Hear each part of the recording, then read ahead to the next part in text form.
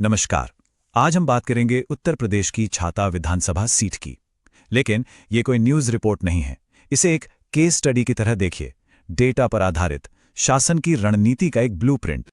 तो हमारा ये पूरा विश्लेषण 5 हिस्सों में बटा है। हम शुरुआत करेंगे छाता की मिट्टी से, मतलब वहां की जमीनी हकीकत से। फिर जनादेश के आंकड़ों को समझेंगे। इसके बाद इतिहास के पन्नों को पलटकर देखेंगे कि ये बदलाव क्यों आया। फिर बात होगी रणनीतिक रणभूमि की, और आखिर में हम शासन के लिए एक ठोस, एक एक्शन लेने लायक ब्लूप्रिंट पर चर्चा करेंगे। चलिए सबसे पहले छाता की जमीन को समझते हैं, क्योंकि देखिए राजनीति कोरी नंबरों का खेल नहीं है। इसकी जड़ें लोगों की जिंदगी में होती हैं, उनके रोजमर्रा के संघर्षों में। जब तक हम उसे नहीं समझेंगे तब तक कुछ नहीं समझ पाएंगे। तो ये है छाता विधानसभा सीट नंबर 81, जिला मथुरा, उत्तर प्रदेश। आप देख सकते हैं ये यमुना के बेसिन में बसा एक इलाका है, पूरी तरह से कृषि पर निर्भर। यहाँ की आजीविका सीधे सीधे जमीन से जुड़ी है, मिट्टी से जुड़ी है। ये जो आप देख रहे हैं ये सिर्फ कुछ बुलेट पॉइंट्स नहीं है, ये छाता के लोगों की रोज की सच्चाई है, उनकी आवाज है। सोचिए, टूटी सड़कें, बिजली का कोई भरोसा नहीं, पानी की किल्लत, और सबसे बड़ी बात किसानी का संकट। लागतें बढ़ती जा रही है लेकिन फसल का दाम नहीं मिल रहा। ऊपर से अस्पतालों और स्कूलों का हाल, और नौजवानों के हाथ में काम नहीं। यही तो वो असल मुद्दे हैं जिनका जवाब एक वोटर हर चुनाव में तलाशता है। तो ये तो हुई जमीनी हकीकत। अब जरा उन आंकड़ों पर नजर डालते हैं जो असल कहानी बयां करते हैं कि वोटरों ने अपना फैसला कैसे दिया। क्योंकि देखिए, चुनाव के नतीजे सिर्फ किसी की हार या जीत नहीं बताते, वो जनता के मूड का, उनकी उम्मीदों का एक आईना होते हैं। साल 2012, इस चुनाव में भारतीय जनता पार्टी का वोट शेयर सोचिए कितना, 4% से भी कम। मतलब राजनीतिक नक्शे पर मौजूदगी लगभग ना के बराबर थी। और फिर महज 5 साल बाद पासा पलट गया। 2017 और फिर 2022 में यही आंकड़ा उछलकर सीधा 52% पर पहुंच गया। ये कोई छोटा मोटा बदलाव नहीं था, ये एक जबरदस्त राजनीतिक भूचाल था। ये चार्ट देखिए, ये उस पूरी कहानी को एक तस्वीर में दिखाता है। 4% से 52%, एक दशक से भी कम में। ये सिर्फ एक चुनाव जीतना नहीं था, ये एक पूरी की पूरी राजनीतिक लहर थी।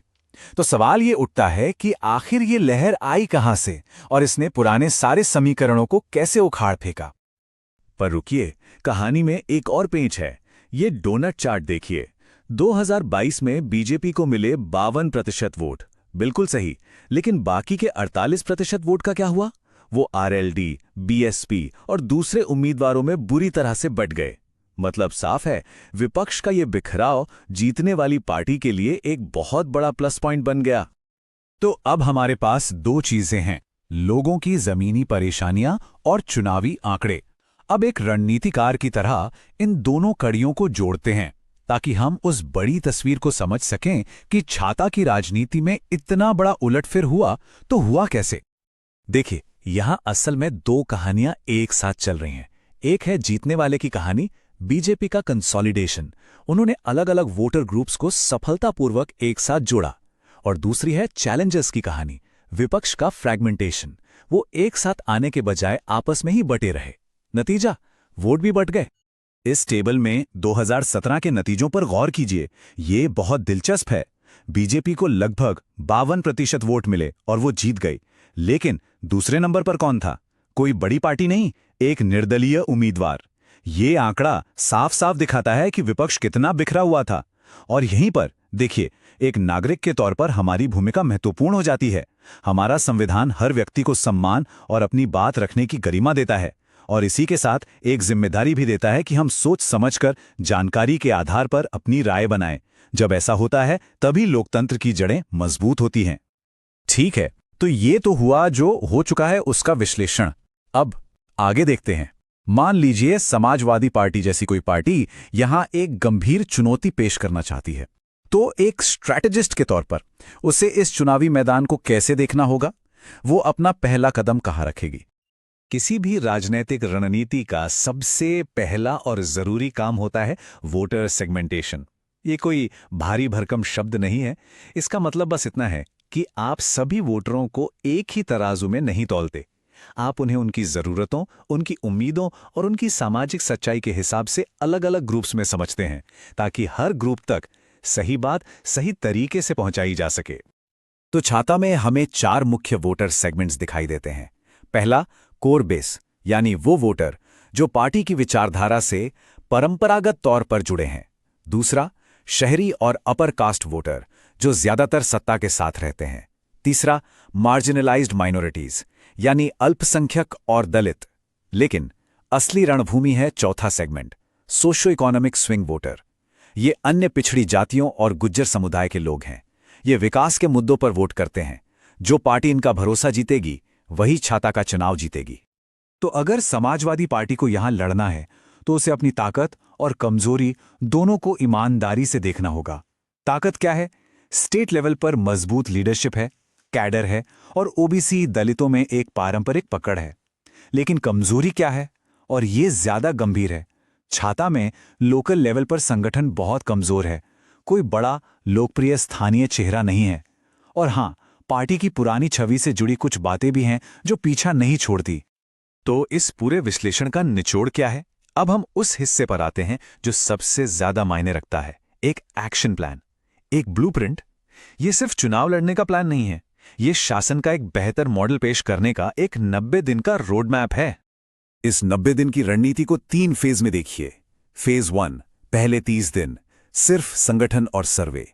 जमीन पर उतरिए, दफ्तर खोलिए, सर्वे करके लोगों के असली मुद्दे समझिए और एक विकास यात्रा शुरू कीजिए। फेज 2, 31 से 60 दिन। अब कैंपेन को तेज कीजिए, लोकल मुद्दों पर बात कीजिए और बहुत जरूरी, व्हाट्सएप और फेसबुक पर लोकल भाषा में कंटेंट बनाइए। और फेज 3, आखिरी 30 दिन। यह है क्लोजिंग का टाइम। सही उम्मीदवार की घोषणा कीजिए, एक छाता चार्टर निकालिए जिसमें ठोस वादे हों और पूरी ताकत से अपने सपोर्ट को वोट में बदलिए। और इस पूरे प्लान में एक आइडिया है जो गेम चेंजर हो सकता है। वो है शिकायत निवारण का अधिकार का वादा। सोचिए, ये कितना शक्तिशाली है। आप वोटर को ये भरोसा दे रहे हैं कि आपकी सुनवाई होगी, और सिर्फ सुनवाई नहीं, एक तय समय सीमा के अंदर आपकी समस्या का समाधान होगा। ये एक ऐसा वादा है जो किसी भी चैलेंजर को मौजूदा सरकार से बिल्कुल अलग खड़ा कर सकता है। तो आखिर में पूरी रणनीति 2 पिलर्स पर खड़ी है। पहला, कैंडिडेट और कमांड।